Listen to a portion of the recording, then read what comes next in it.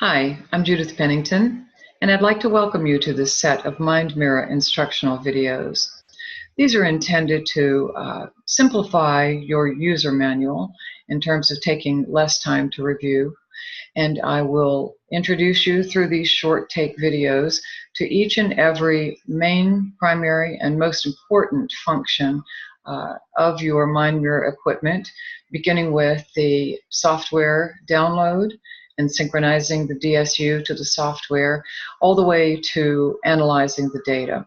So I hope you enjoy these and find them very useful.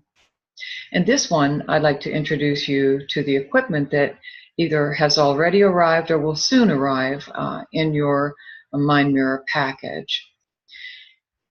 Both the practitioner kit and the self-training kit include the digital sampling unit, which looks like this. We call it the DSU for short.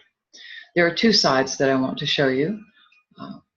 One here has a plug that some of the new USB-powered DSUs will have, and others, the wire is integrated.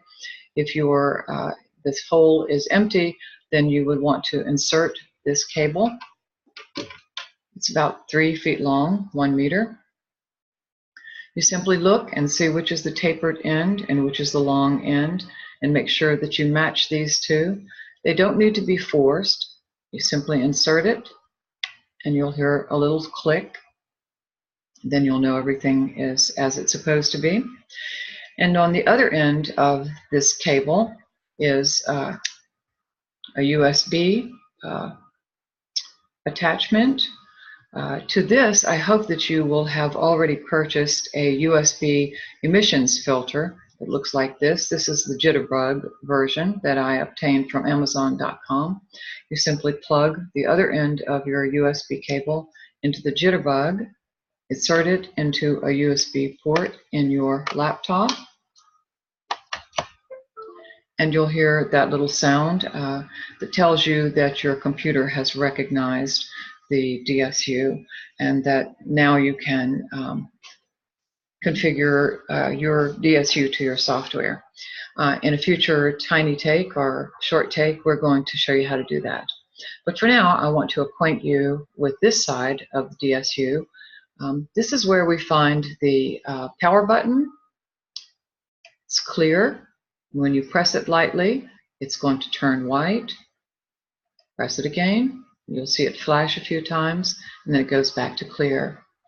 We do not use this ground wire. This is for people who have single channel sensors.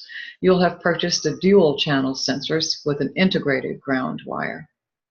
These are the 4 ports into which you insert the various sensors. If you've purchased the practitioner kit, this port 1 is for the galvanic skin response sensor, or the GSR. Port 2 is for EEG.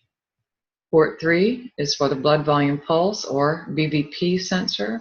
And then if you purchased a manual trigger button, that's an optional add-on, then that will go into port 4. Also common to the practitioner and the self-training kits, of course, is the EEG sensor. It will be so named here on the sensor box. It will say EEG and have a number that starts with 8005. You can see here that I have coiled the cable and taken the BVP clip off of it so that I'm able to attach this to the lapel.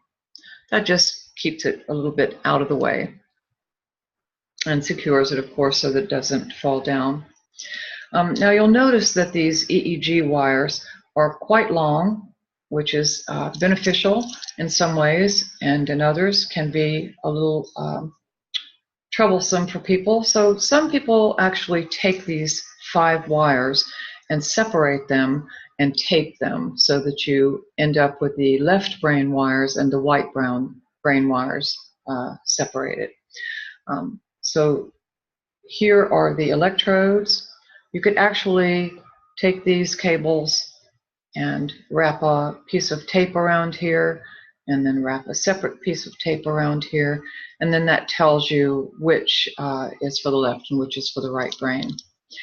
I want to explain this to you because some people have confusion about this. These wires are all black to begin with at the end of the cable, but then there are these colors that are meant to help you identify which side of the brain the wires are to be placed on. This ground wire is easy. This is going to be placed either on the forehead with a pre-gelled sensor under the headband, or it can be placed on the back of the neck, although not directly on the spine, or on the shoulder, anywhere there's no hair. Some people, women, have no hair, so they can place it here, not on the heart, but elsewhere, that there's no pulse or anything to cause movement artifact on the chest. So that one's simple. What you have left then, besides the ground wire, is one red striped wire and one solid black. Those are going to go on the left brain. And then you have one red striped and blue striped wire. That's going to go on the right brain. And so will the black one that's striped blue. Both of your red wires are going to go on the occipital locations. I say red on the head and black in back, and that helps me remember that the locations are going to be red stripe here above and behind the left ear, black in the back on the left occipital, red and blue above and behind the right ear on the right temporal, and then blue striped in the back on the right occipital. It helps, since you have the wires separated by tape or just memory, to place the sensor box behind. If you haven't got it attached to the lapel as I do, you can just place the sensor box behind your collar, and then that separates the wires so that you can make sure you get the blue striped ones on the right side of the brain.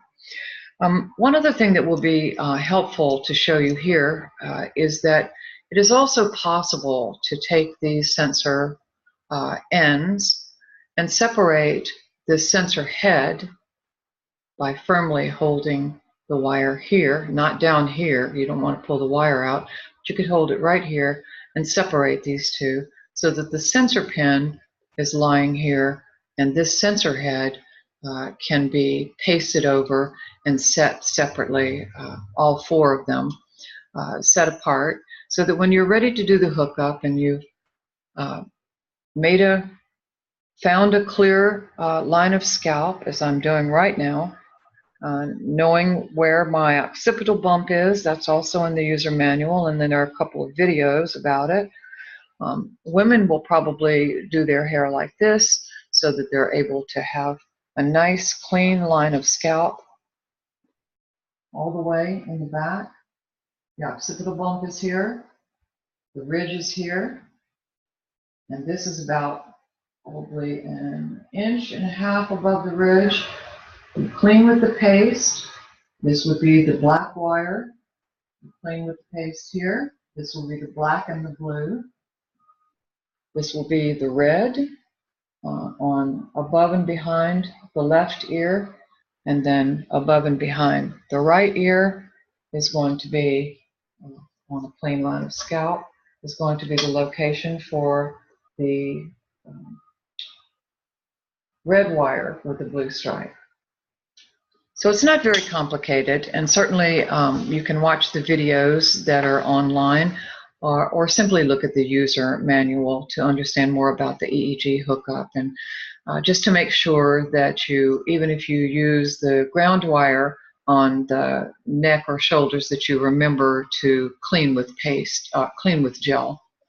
So this is the new prep gel. That's the abrasive gel for cleaning the location before you place the electrode. And this is the 1020 paste that you apply to the electrode. I'll do that right now and just show you about how much paste to apply.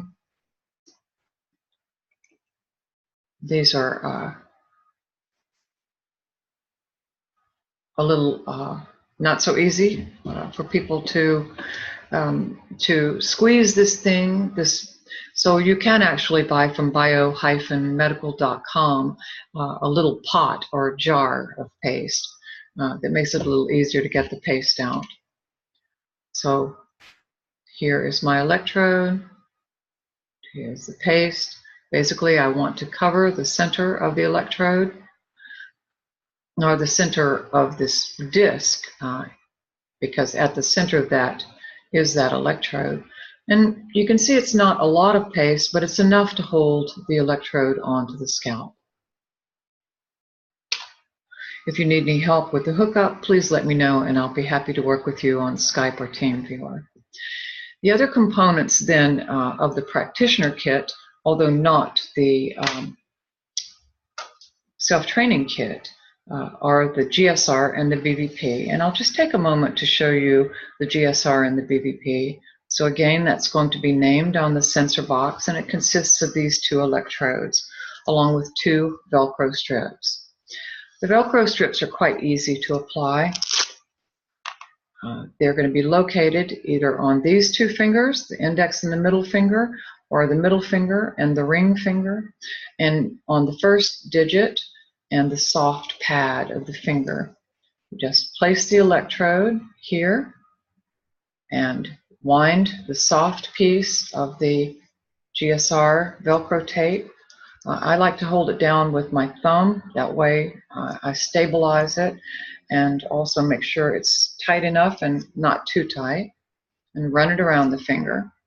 It's attached, and I'll do the same thing for the other. Soft and comfortable.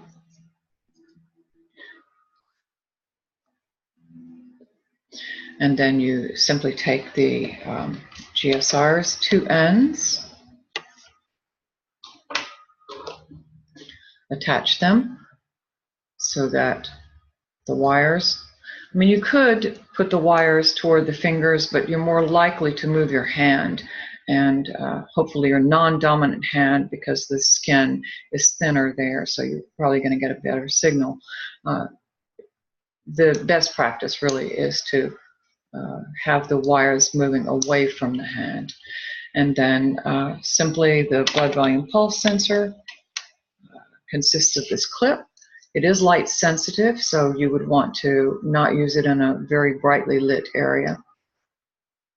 Put the clip on the tip end of the little finger in the first digit, not on the joint, but on the soft padded portion. It doesn't matter which way you place it. Both sides are equally sensitive. And then you would just turn your hand up, palm up, rest your hand on the thigh, and you're all set and ready to go. I should also mention that in the practitioner kit there is also a extender cable, and that simply hooks into the EEG sensor wire, like so. Again, you match the tapered ends.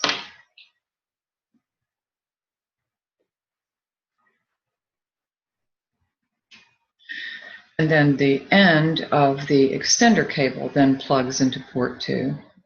So again, just to go through that, you would plug your GSR into here, EEG here, BVP here, and if you have a manual trigger button here, and the fourth port, or just leave that empty. Okay, so in future short takes, we're going to look at how to set up sensor configuration and options and everything else you need to know to get your software up and running. I hope this has been useful and look forward to meeting with you again. Thanks for listening.